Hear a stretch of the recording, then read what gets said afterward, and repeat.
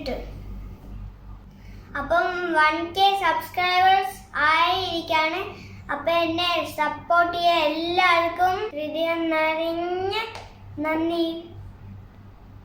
ഇനിയും എന്നെ ഇങ്ങനെ സപ്പോർട്ട് ചെയ്യണേ.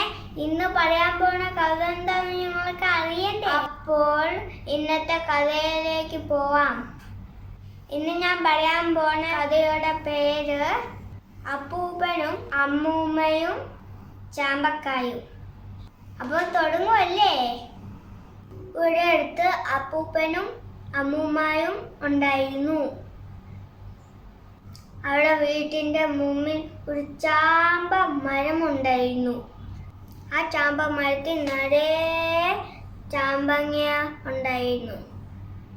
ചാമ്പ മരം മുഴുവൻ ചാമ്പങ്ങ പഴുത്ത് നിൽക്കണ കാണാൻ നല്ല രസമുണ്ടായിരുന്നു.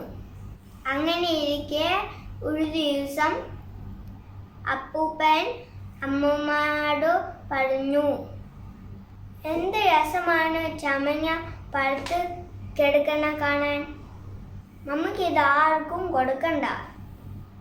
അടുത്തുള്ള കുട്ടികളാണ്, നമുക്ക് അവരെ ഓടിച്ചു വിടാം.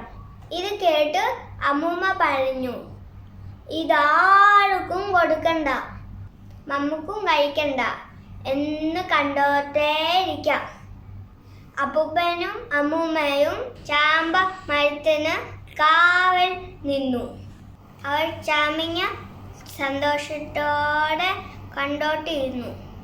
അങ്ങനെ ഇരിക്കുമ്പോൾ അവരുടെ ചാമ്പങ്ങ രാത്രി ആരോ പറിക്കുന്നുണ്ടെന്ന് അവർക്ക് മനസ്സിലായി.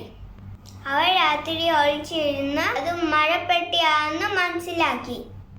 അപ്പൂപ്പനും അമ്മൂമ്മയും ആ മരപ്പെട്ടിനെ എങ്ങനെ പിടിക്കാമെന്ന് തല പുകഞ്ഞ് ആലോചിച്ചു. അപ്പോൾ അമ്മമ്മക്ക് ഒരു ബുദ്ധി തോന്നി. രാത്രി ആവുമ്പോൾ അപ്പൂപ്പൻ ചാമ്പ മരത്തിൽ ഇരിക്കണം. മരപ്പട്ടി വരുമ്പം അതിനെ കുലുക്കി താഴെ വീഴ്ത്തണം. ഞാനൊരു വടിയുമായി താഴെ ഇരുന്ന് അതിനെ അടിച്ചു കൊല്ലാം. അപ്പൂപ്പനും ആ ആശയം ഇഷ്ടപ്പെട്ടു. അങ്ങനെ രാത്രിയായി. അപ്പൂപ്പൻ ചാമ്പ മരത്തിന്റെ മുകളിൽ പുതച്ച് മൂടിയിരുന്നു. അമ്മൂമ്മ ചാമ്പ മരത്തിന്റെ ചൂട്ടലും ഇരുന്നു.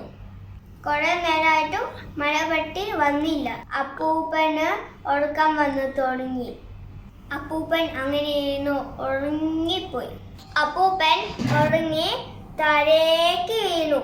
രാത്രി ആയതുകൊണ്ട് അമ്മൂമ്മ മരപ്പട്ടിയാണെന്നും വിചാരിച്ച് അപ്പൂപ്പനെ അടിയോടെ അടി. അപ്പൂപ്പൻ വേദന കൊണ്ട് ഉറക്കെ അലറാൻ തുടങ്ങി. ശബ്ദം കേട്ടപ്പോഴാണ് അത് അപ്പൂപ്പനാണെന്ന് അമ്മൂമ്മക്ക് മനസ്സിലായത്. പുതപ്പ് മാറ്റി നോക്കിയപ്പോൾ അടി കൊണ്ട് ആവശ്യമായി കിടക്കുന്ന അപ്പൂപ്പനെയാണ് കണ്ടത്. അമ്മൂമ്മക്കാകെ വിഷമമായി. പിന്നീട് അവൾ എല്ലാവർക്കും ചാമ്പങ്ങ കൊടുക്കാൻ തുടങ്ങി. കുട്ടികളുടെ സന്തോഷം കണ്ടപ്പോൾ അവർക്ക് ഒരുപാട് സന്തോഷമായി. അന്നു മുതൽ കുട്ടികൾ അവർക്ക് കൂട്ടായി ഉണ്ടായിരുന്നു. ഇതിന്റെ ഗുണഭാഗം എന്താണെന്ന് അറിയണ്ടേ? നമുക്കുള്ള മറ്റവർക്ക് പങ്കുവെച്ച സന്തോഷം ഇരട്ടിയാവും. അപ്പം കൂട്ടുകാരെ, കഥ ഇഷ്ടപ്പെട്ടാൽ ലൈക്ക് ചെയ്യണം, കമൻറ്റ് ചെയ്യണം, ഷെയർ ചെയ്യണം.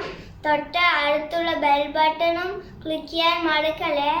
അപ്പം എല്ലാ കൂട്ടുകാർക്കും ബൈ. അടുത്ത കുഞ്ഞു കഥയുമായി നടക്കണം.